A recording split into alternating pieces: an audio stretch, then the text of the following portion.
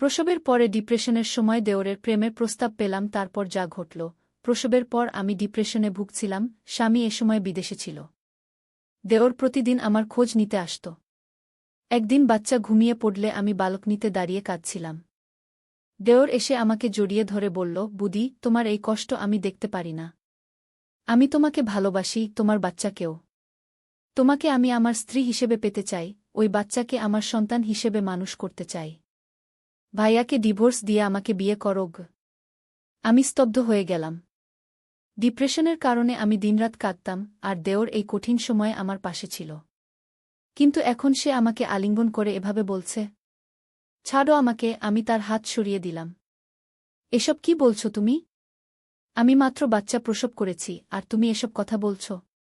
Buddy, আমি জানি এটা তোমার জন্য কঠিন সময়। দেওর আমার চোখের দিকে তাকালো। কিন্তু আমি আর লুকাতে পারছি না। প্রতিদিন দেখছি তুমি কত কষ্টে আছো। ভাইজা তোমাকে এই অবস্থায় একা রেখে চলে গেছে। আমি আর সহ্য করতে পারছি না গি। আমি চোখের জল মুছে দেওরের দিকে তাকালাম। তুমি আমার দেওর, আমার স্বামীর ভাই। তুমি আমাকে সাহায্য করার জন্য এখানে আছো, এভাবে নয় গে। বুদি, আমি তোমাকে সাহায্য করতে চাই, কিন্তু শুধু দেওর হিসেবে নয়। সে আমার হাত ধরার চেষ্টা করল। আমি তোমাকে ভালোবাসি, তোমার বাচ্চাকেও। আমি চাই তুমি আমার স্ত্রী হও, আমরা একসাথে বাচ্চাকে মানুষ করি গিয়ে। আমি আবার কাঁদতে শুরু করলাম। তুমি কি জানো না আমি কি অবস্থার মধ্য দিয়ে যাচ্ছি? আমি নতুন মা হয়েছি, আমার স্বামী আমাকে একা রেখে চলে গেছে, আর তুমি এসব বলছ? বুদি, এটাই তো বলছি। দেওর আমার চোখে চোখ রাখল। ভাইজা তোমাকে এভাবে একা রেখে চলে গেছে, কিন্তু আমি তোমাকে কখনো একা রাখব না। আমি তোমাকে ভালোবাসি, তোমার বাচ্চাকেও। আমি তোমাকে স্ত্রী হিসেবে চাই। এই গল্পটি সম্পূর্ণ শুনলে আপনাদের পানি অটোমেটিক বের হয়ে যাবে, সো যত দ্রুত সম্ভব হাতের কাছে টিস্যু নিয়ে বসে পড়ো। বিছানার চাদর যেন নষ্ট না হয় সেটা সম্পূর্ণ খেয়াল রাখার অনুরোধ জানিয়ে গল্পটি এখন শুরু করব। তার আগে সর্বশেষ অনুরোধ, দয়া করে এমন পানি বের করার গল্প নিয়মিত শুনতে আমাদের চ্যানেলটি সকলেই সাবস্ক্রাইব করুন। ধন্যবাদ। হ্যালো বন্ধুরা, আমার নাম শ্রাবন্তী দাস।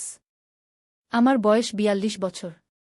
আমার স্বামীর নাম সুব্রত দাস, বয়স ৪৫ বছর। আমাদের ২ সন্তান, সায়ন্তন আর মিতালি। সায়ন্তন ১৯ বছর বয়সী, কলেজে পড়ে। মিতালি ১২ বছর বয়সী, স্কুলে যায়। আজকে আমি তোমাদের এমন এক গল্প শোনাব যা আমার জীবনকে সম্পূর্ণভাবে পাল্টে দিয়েছে।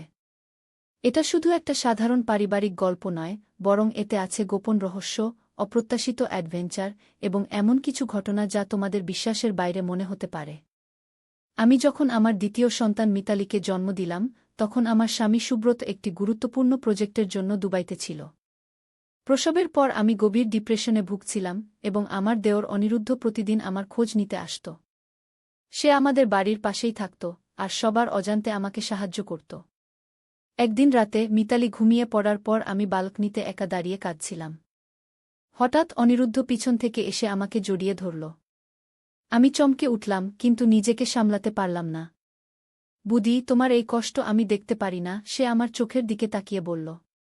আমি তোমাকে ভালোবাসি, মিতালিকেও। তোমাকে আমি আমার স্ত্রী হিসেবে পেতে চাই, মিতালিকে আমার কন্যা হিসেবে দেখতে চাই। দাদাকে ডিভোর্স দিয়ে আমাকে বিয়ে করোগ। তার এই কথা শুনে আমি যেন বাজ পড়ার মতো আঘাত পেলাম। আমার সমস্ত শরীর হিম হয়ে গেল। এতদিন যাকে আমি আমার নিজের ভাইয়ের মতো দেখেছি, সে আজ আমার সামনে এমন প্রস্তাব নিয়ে এসেছে। ছাড়ো আমাকে। আমি তার হাত জোর করে সরিয়ে দিলাম। এসব কি বলছো তুমি? আমি মাত্র বাচ্চা প্রসব করেছি, আর তুমি এসব কথা বলছ? বুদি, আমি জানি এটা তোমার জন্য কঠিন সময়, অনিরুদ্ধ বলল। কিন্তু আমি আর লুকাতে পারছি না। প্রতিদিন দেখছি তুমি কত কষ্টে আছো। দাদা তোমাকে এই অবস্থায় একা রেখে চলে গেছে। আমি আর সহ্য করতে পারছি না গি। আমি চোখের জল মুছে তার দিকে তাকালাম। তুমি আমার দেওর, আমার স্বামীর ভাই। তুমি আমাকে সাহায্য করার জন্য এখানে আছো, এভাবে নয় গে। বুদি, আমি তোমাকে সাহায্য করতে চাই, কিন্তু শুধু দেওর হিসেবে নয়। সে আমার হাত ধরার চেষ্টা করল। আমি তোমাকে ভালোবাসি, মিতালিকেও। আমি চাই তুমি আমার স্ত্রী হও, আমরা একসাথে মিতালিকে মানুষ করি গিয়ে। আমার চোখ দিয়ে আবার অঝরে জল পড়তে লাগল। তুমি কি জানো না আমি কি অবস্থার মধ্য দিয়ে যাচ্ছি? আমি নতুন মা হয়েছি, আমার স্বামী আমাকে একা রেখে চলে গেছে, আর তুমি এসব বলছ? বুদি, এটাই তো বলছি। অনিরুদ্ধ আমার চোখে চোখ রেখে বলল। দাদা তোমাকে এভাবে একা রেখে চলে গেছে, কিন্তু আমি তোমাকে কখনো একা রাখব না। আমি তোমাকে ভালোবাসি, মিতালিকেও। আমি তোমাকে স্ত্রী হিসেবে চাই। জানি না কেন সেই মুহূর্তে আমার মনে হলো অনিরুদ্ধের চোখে একটা অদ্ভুত চাউনি দেখলাম। একটা ঠান্ডা, হিসাবি চাউনি, যেন সে কিছু লুকাচ্ছে। আর অদ্ভুতভাবে তার কথা বলার সময় আমার চোখে চোখ রাখলেও 1 সেকেন্ডের জন্য তার চোখ কিছুক্ষণ আমাদের বাড়ির সামনের বড় অ্যাপার্টমেন্টের দিকে সরে গেল। মনে হলো যেন সে কাউকে ইশারা করছে। ঠিক তখনই আমি একটা অদ্ভুত জিনিস লক্ষ্য করলাম। অনিরুদ্ধের হাতে ছোট্ট একটা কালো ডিভাইস দেখতে পেলাম, যা দেখতে একেবারেই ব্লুটুথ ইয়ারপিসের মতো। কিন্তু আমি জানতাম সে ইয়ারপিস ব্যবহার করে না। আমার মন বলছিল যে এখানে কিছু একটা ভুল আছে, কিছু একটা মিস করছি আমি। এই কঠিন সময়ে আমি পুরো বিষয়টা ভেবে দেখার চেষ্টা করলাম। অনিরুদ্ধ, তুমি কি আমার সাথে কোনো খেলা খেলছ? আমি অস্থিরভাবে জিজ্ঞেস করলাম। অনিরুদ্ধের মুখের ভাব পাল্টে গেল। খেলা? কি বলছো তুমি? আমি সত্যি তোমাকে ভালোবাসি। তাহলে তোমার হাতে এই ডিভাইসটা কি? এবং কেন তুমি বারবার সামনের বাড়ির দিকে তাকাচ্ছ? অনিরুদ্ধ হঠাৎ নার্ভাস হয়ে পড়ল। কিছু না, এটা আমার নতুন স্মার্ট ওয়াচ। আর আমি কোথাও তাকাইনি গিয়ে। কিন্তু আমি তখন সন্দেহ করা শুরু করেছি। সুব্রত বিদেশে যাওয়ার পর থেকে বাড়িতে কিছু অদ্ভুত ঘটনা ঘটছিল। কখনো মনে হতো কেউ আমার ফোন কল শুনছে, কখনো মনে হতো রাতে কেউ ঘরে ঢুকেছে। আমি ভেবেছিলাম এসব আমার পোস্টপার্টাম ডিপ্রেশনের কারণে, কিন্তু এখন সবকিছু একসাথে আসতে শুরু করল। তুমি সত্যি করে বলো, এখানে কি চলছে? আমি জিজ্ঞেস করলাম, অনিরুদ্ধের চোখের দিকে সোজা তাকিয়ে। অনিরুদ্ধ হঠাৎ চুপ করে গেল। সে সামনের বাড়ির দিকে আরেকবার তাকালো, তারপর ফিসফিস করে বলল, বুদি, আমি তোমাকে একটা কথা বলতে চাই। কিন্তু এখানে নয়। কেউ শুনতে পারে কি? আমি বিস্মিত হয়ে তার দিকে তাকালাম। কি বলতে চাও? চলো ভেতরে যাই। তোমার ঘরে গিয়ে কথা বলি। আমরা যখন ঘরে প্রবেশ করলাম, অনিরুদ্ধ হঠাৎ ভয়ঙ্কর রকম গম্ভীর হয়ে গেল। সে আমার মোবাইল ফোন নিয়ে ব্যাটারি খুলে ফেলল, তারপর বলল, বুদি, তোমাকে এবং মিতালিকে বিপদে ফেলতে চাই না। কিন্তু আমাদের সবার জীবন বিপন্ন। আমার বুক ধড়ফড় করতে লাগল। কি বলছো তুমি? স্পষ্ট করে বলো। দাদা একটা বড় বিপদে পড়েছে। শুধু সে নয়, আমরা সবাই। তোমার স্বামী যে বিদেশে গেছে সেটা ঠিক নয়। তাকে অপহরণ করা হয়েছে গি। আমার সমস্ত শরীর ঠান্ডা হয়ে গেল। কি? অপহরণ? কে করেছে? কেন? অনিরুদ্ধ আমার কাছে এসে ফিসফিস করে বলল, সুব্রত দাদা একটা সিক্রেট ইন্টেলিজেন্স এজেন্সির সাথে কাজ করে। তার কাছে এমন কিছু তথ্য আছে যা কিছু লোক হাতে পেতে চায়। তারা তাকে ধরে নিয়ে গেছে। আর এখন তারা তোমাকে এবং বাচ্চাদের নজরে রাখছে গি। আমি বিশ্বাস করতে পারছিলাম না। Secret agency? সুব্রত তো একটা সফটওয়্যার কোম্পানিতে কাজ করে। এসব কি বলছো তুমি? সেটা তার কভার, অনিরুদ্ধ আস্তে করে বলল। আসলে সে একজন ক্রিপ্টোগ্রাফি বিশেষজ্ঞ, যার কাজ গোপন কোড তৈরি করা এবং ভাঙা। সে এমন একটা সিস্টেম আবিষ্কার করেছে যা অনেক দেশের গোপন তথ্য উদ্ঘাটন করতে পারে। আমার মাথা ঘুরতে লাগল। এসব কি শুনছি আমি? এটা কি কোনো স্বপ্ন? আমি বিশ্বাস করতে পারছি না। তুমি প্রমাণ দেখাও। অনিরুদ্ধ তার মোবাইল ফোন বের করল এবং আমাকে একটা ফটো দেখাল। সেখানে সুব্রত একটা ল্যাপটপের সামনে বসে আছে, চারপাশে সামরিক পোশাক পরা কিছু লোক দাঁড়িয়ে আছে। ফটোটা খুব স্পষ্ট নয়, কিন্তু সুব্রতকে চেনা যাচ্ছিল। এই ফটোটা 5 দিন আগে আমাদের এজেন্সি পেয়েছে। তারা তাকে একটা গোপন স্থানে রেখেছে গি। এজেন্সি? তোমার মানে কি? তুমিও এর সাথে জড়িত? আমার গলা কাঁপছিল। অনিরুদ্ধ মাথা নাড়ল। হ্যাঁ, আমি দাদার সাথেই কাজ করি। আমি তার সিকিউরিটি অফিসার। আমাকে পাঠানো হয়েছে তোমাকে এবং বাচ্চাদের নজরে রাখার জন্য। আমার মাথা ঘুরতে লাগল। এত বছর ধরে আমার স্বামী এবং দেওর আমাকে মিথ্যা বলেছে। তারা আসলে কারা? আর আমি এবং আমার বাচ্চারা কি বিপদে আছি? তাহলে এখন কি? সুব্রতকে কিভাবে ফিরে পাব? আমরা কি বিপদে আছি? আমি কাঁদতে কাঁদতে জিজ্ঞেস করলাম। হ্যাঁ, আমরা সবাই বিপদে আছি, অনিরুদ্ধ বলল। তারা আমাদের উপর নজর রাখছে। আমি বাইরে যখন তোমাকে বলছিলাম তোমাকে ভালোবাসি, সেটা আসলে একটা কোড ছিল। আমি তোমাকে জানাতে চাচ্ছিলাম যে তারা আমাদের কথা শুনছে গিয়ে।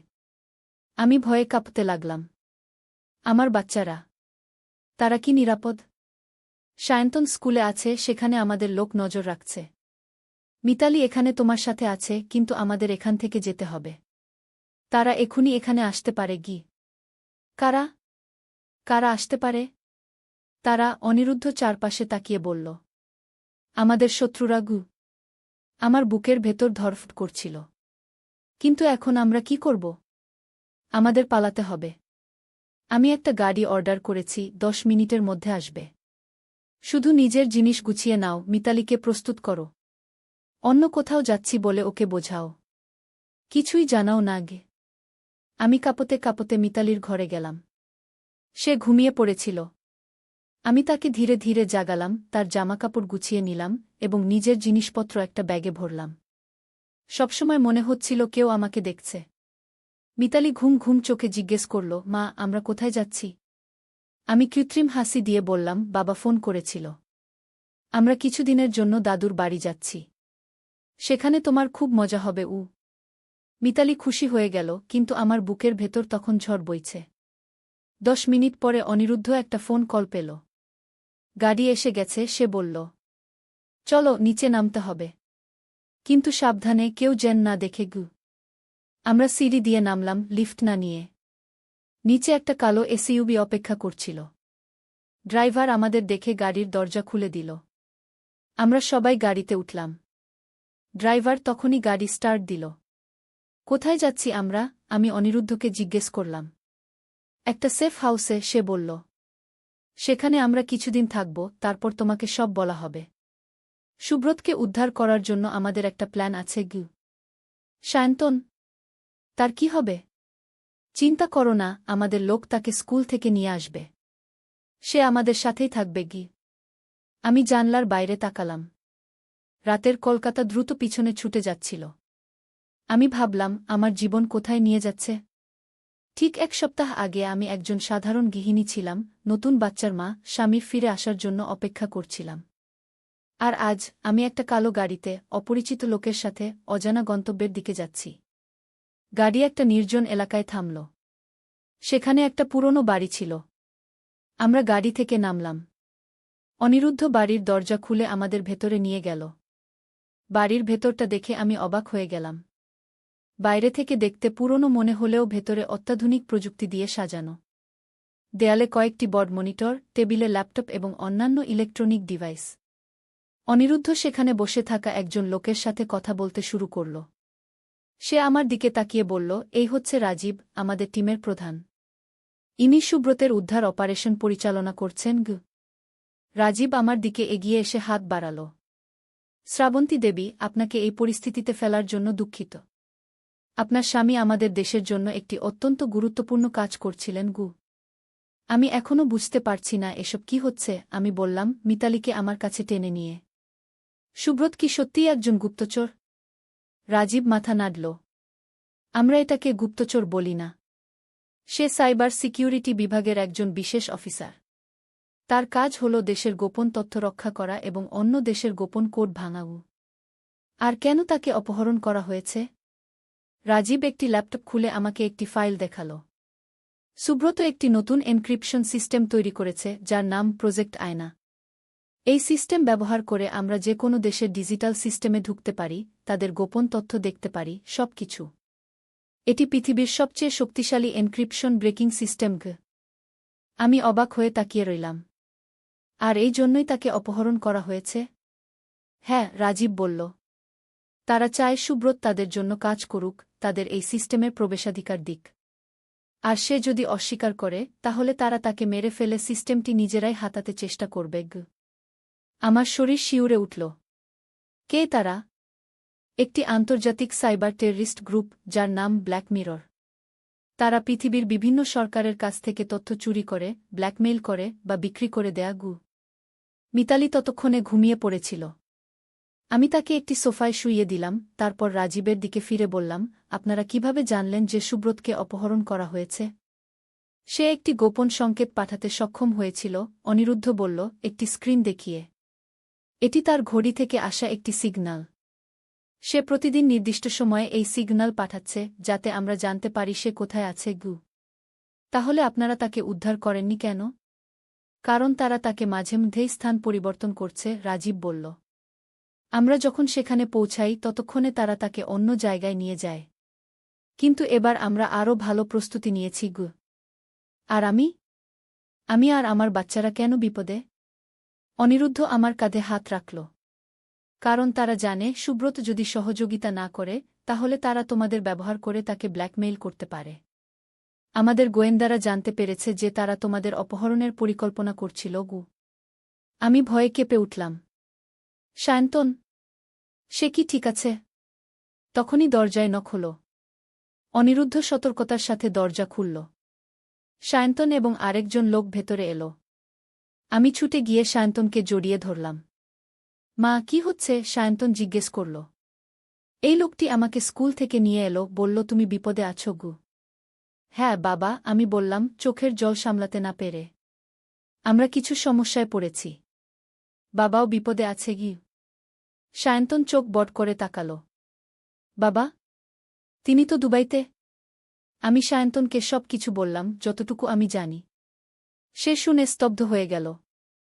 আমার বাবা একজন গুপ্তচর, সে বিশ্বাস করতে পারছিল না। সাইবার সিকিউরিটি অফিসার, রাজীব সংশোধন করল। এবং আমাদের দেশের একজন হিরো গু। এখন আমরা কি করব? আমি জিজ্ঞেস করলাম। রাজীব একটি ম্যাপ খুলল। আমাদের গোয়েন্দারা সুব্রতকে খুঁজে পেয়েছে। তাকে রাখা হয়েছে ভারত-নেপাল সীমান্তের কাছে একটি পরিত্যক্ত কারখানা। আমরা কাল রাতে অপারেশন চালাব। আমি যেতে চাই, আমি দৃঢ় স্বরে বললাম। সবাই আমার দিকে তাকাল। না, এটা অসম্ভব, রাজীব বলল। এটা অত্যন্ত বিপজ্জনক হবে। আমি আমার স্বামীকে উদ্ধার করতে যাব। আমি জানি সে আমাকে দেখলে সহযোগিতা করবে গি। শ্রাবন্তী দেবী, আপনি বুঝতে পারছেন না, রাজীব বলল। এটা একটা সামরিক অপারেশন হবে। আমি যাব, আমি জোর দিয়ে বললাম। যদি তোমরা আমাকে না নাও, আমি নিজেই যাব গু। অনিরুদ্ধ এবং রাজীব পরস্পরের দিকে তাকাল। শেষ পর্যন্ত অনিরুদ্ধ বলল, ঠিক আছে, কিন্তু শুধু দূর থেকে। তুমি কোনো বিপজ্জনক জায়গায় যাবে না গি।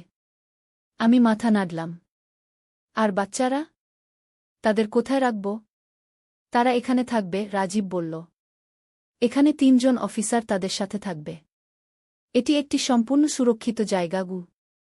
আমি সায়ন্তনের দিকে তাকালাম, যে তখনও বিস্মিত ছিল। সায়ন্তন, তুমি মিতালিকে দেখবে, ঠিক আছে?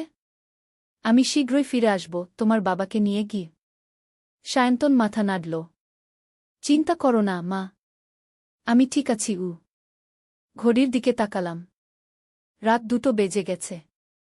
রাজীব বলল, এখন বিশ্রাম নিন। কাল আমাদের বড়দিন গু। আমাকে একটি ঘরে নিয়ে যাওয়া হলো, যেখানে একটি বিছানা পাতা ছিল। মিতালিকে শুইয়ে দিয়ে আমি পাশে শুয়ে পড়লাম, কিন্তু ঘুম আসছিল না। আমার স্বামী কেমন আছে, কি অবস্থায় আছে, সে কি এখনও জীবিত আছে, এসব চিন্তা আমার মাথায় ঘুরপাক খাচ্ছিল। ভোর 4টার দিকে আমি শেষ পর্যন্ত ঘুমিয়ে পড়লাম। কয়েক ঘণ্টা পরেই ঘুম ভেঙে গেল যখন অনিরুদ্ধ দরজায় নক করল। প্রস্তুত হও, সে বলল। আমরা 1 ঘণ্টার মধ্যে রওনা দিচ্ছি। আমি তাড়াতাড়ি তৈরি হলাম। মিতালি এবং সায়ন্তনকে বুঝিয়ে বললাম যে আমি শীঘ্রই ফিরে আসব। মিতালি কাঁদতে শুরু করল, কিন্তু সায়ন্তন তাকে সামলাল। আমি দেখলাম আমার বড় ছেলেটি কত দ্রুত বড় হয়ে গেছে। আমরা 2টি গাড়িতে যাত্রা শুরু করলাম। রাজীব, অনিরুদ্ধ, আমি এবং আরও 4 জন অফিসার। আমি জানতে পারলাম তাদের মধ্যে 2 জন স্নাইপার, একজন বোমা বিশেষজ্ঞ এবং একজন মেডিকেল অফিসার। যাত্রার সময় রাজীব আমাকে বলল, আমাদের সবগুলো তথ্য অনুযায়ী সুব্রতকে রাখা হয়েছে কারখানার মূল ভবনের নিচতলায়। সেখানে প্রায় 10 জন সশস্ত্র গার্ড আছে। আমাদের প্ল্যান হল ভোর 4টা নাগাদ অপারেশন শুরু করা, যখন তারা সবচেয়ে কম সতর্ক থাকবে। আমি কি করব? আমি জিজ্ঞেস করলাম। আপনি গাড়িতেই অপেক্ষা করবেন, রাজীব বলল। আমরা সুব্রতকে উদ্ধার করে আপনার কাছে নিয়ে আসব। আমরা যেখানে যাচ্ছিলাম সেটা শহর থেকে অনেক দূরে একটি পাহাড়ি এলাকা। প্রায় 8 ঘণ্টা ড্রাইভ করার পর আমরা একটি জঙ্গলের কাছে পৌঁছালাম। গাড়ি একটি নির্জন জায়গায় পার্ক করা হল। রাজীব আমাদেরকে ম্যাপ দেখিয়ে বলল, আমরা এখান থেকে হেঁটে যাব। কারখানা এখান থেকে 3 কিলোমিটার দূরে। আমরা সূর্যাস্তের পরে যাত্রা শুরু করব। সূর্যাস্তের পর সবাই কালো পোশাক পরে প্রস্তুত হল। আমাকে একটি বুলেট প্রুফ জ্যাকেট দেওয়া হল। রাজীব আমাকে বলল, আপনি সর্বদা অনিরুদ্ধের সাথে থাকবেন। যদি কোনো বিপদ হয় সে আপনাকে নিরাপদে নিয়ে যাবে গু। আমরা পাহাড়ি রাস্তা দিয়ে হাঁটতে শুরু করলাম। আমার হৃদস্পন্দন দ্রুত হচ্ছিল। এই সমস্ত পরিস্থিতি আমার জন্য অবিশ্বাস্য ছিল। আমি কখনো ভাবিনি যে আমি একদিন এমন একটি অপারেশনে অংশ নেব। 3 ঘণ্টা হাঁটার পর আমরা কারখানার কাছাকাছি পৌঁছালাম। আমরা একটি পাহাড়ের উপর থেকে কারখানা দেখতে পাচ্ছিলাম। একটি বড় বাড়ি, চারপাশে কাঁটাতারের বেড়া, কয়েকজন গার্ড পাহারা দিচ্ছিল। রাজীব তার টিমকে নির্দেশ দিতে লাগল। সুমন্ত এবং রাহুল, তোমরা এই পাহাড় থেকে স্নাইপিং পজিশন নেবে। অজয়, তুমি বেড়া কেটে ভেতরে প্রবেশের পথ তৈরি করবে। অনিরুদ্ধ, তুমি শ্রাবন্তীকে এখানে রাখবে এবং আমার সাথে ভেতরে আসবে গি। অনিরুদ্ধ মাথা নাড়ল। আমি শ্রাবন্তীকে ছেড়ে যেতে পারব না। আমার দায়িত্ব তাকে রক্ষা করা। ঠিক আছে, রাজীব বলল। তাহলে সুদীপ আমার সাথে আসবে গু। সবাই নিজ নিজ পজিশনে চলে গেল। অনিরুদ্ধ এবং আমি পাহাড়ের পিছনে লুকিয়ে রইলাম, যেখান থেকে কারখানা দেখা যাচ্ছিল। রাত 3:30। অপারেশন শুরু হল। প্রথমে স্নাইপাররা 2 জন গার্ডকে নির্বে অচেতন করল। তারপর অজয় বেড়া কেটে একটি প্রবেশপথ তৈরি করল। রাজীব এবং সুদীপ ভেতরে ঢুকল। আমার বুক ধড়ফড় করছিল। আমি রাজীবের কথা শুনতে পাচ্ছিলাম একটি সিক্রেট কমিউনিকেটর থেকে, যা অনিরুদ্ধের কাছে ছিল। আমরা ভেতরে প্রবেশ করেছি, রাজীবের গলা আসছিল। আরও 2 জন গার্ড অচেতন। আমরা নিচতলার দিকে যাচ্ছি। কয়েক মিনিট নীরবতা। আমি উত্তেজনায় অনিরুদ্ধের হাত চেপে ধরলাম। হঠাৎ কমিউনিকেটর থেকে গুলির শব্দ এলো। অনিরুদ্ধ লাফিয়ে উঠল। রাজীব, কি হচ্ছে? সে চিৎকার করে জিজ্ঞেস করল। কোনো উত্তর এলো না, শুধু আরও গুলির শব্দ। অনিরুদ্ধ আমার দিকে তাকাল। তুমি এখানে থাকো, আমি দেখে আসছি গু। না, আমি তার হাত ধরে বললাম। আমি তোমার সাথে যাব। এটা বিপজ্জনক হবে। আমি আমার স্বামীকে উদ্ধার করতে এসেছি এবং আমি তা করবই গে। অনিরুদ্ধ কয়েক সেকেন্ড ভাবল, তারপর মাথা নাড়ল। ঠিক আছে, কিন্তু আমার পিছনে থাকবে গি। আমরা কারখানার দিকে দৌড়াতে শুরু করলাম। বেড়ার কাটা জায়গা দিয়ে ভেতরে ঢুকলাম। 2 জন গার্ড মাটিতে পড়েছিল, অচেতন অবস্থায়। আমরা কারখানার প্রধান দরজার দিকে এগোলাম। দরজা খোলা ছিল। ভেতরে ঢুকে দেখলাম আরও 2 জন গার্ড মাটিতে পড়ে আছে। আমরা ধীরে ধীরে সিঁড়ি দিয়ে নিচে নামতে লাগলাম। নিচে গুলির শব্দ আসছিল। নিচে নেমে দেখলাম রাজীব একটা কলামের পিছনে লুকিয়ে আছে, সুদীপ তার কাঁধে আহত অবস্থায় পড়ে আছে। অনিরুদ্ধ, রাজীব চিৎকার করে ডাকল। এগোবে না, তারা আমাদের ট্র্যাপ করেছে। ঠিক তখনই আমাদের মাথার উপর দিয়ে গুলি চলে গেল। আমরা ফ্লোরে শুয়ে পড়লাম। অনিরুদ্ধ তার গান বের করল। কতজন আছে? সে চিৎকার করে জিজ্ঞেস করল। অন্তত 5 জন, রাজীব উত্তর দিল। তারা সুব্রতকে সেই ঘরে রেখেছে। সে সামনের একটি দরজার দিকে ইশারা করল। কিন্তু আমরা সেখানে পৌঁছাতে পারছি না গি। আমি অনিরুদ্ধের হাত ধরলাম। আমাকে যেতে দাও, আমি ফিসফিস করে বললাম। কি?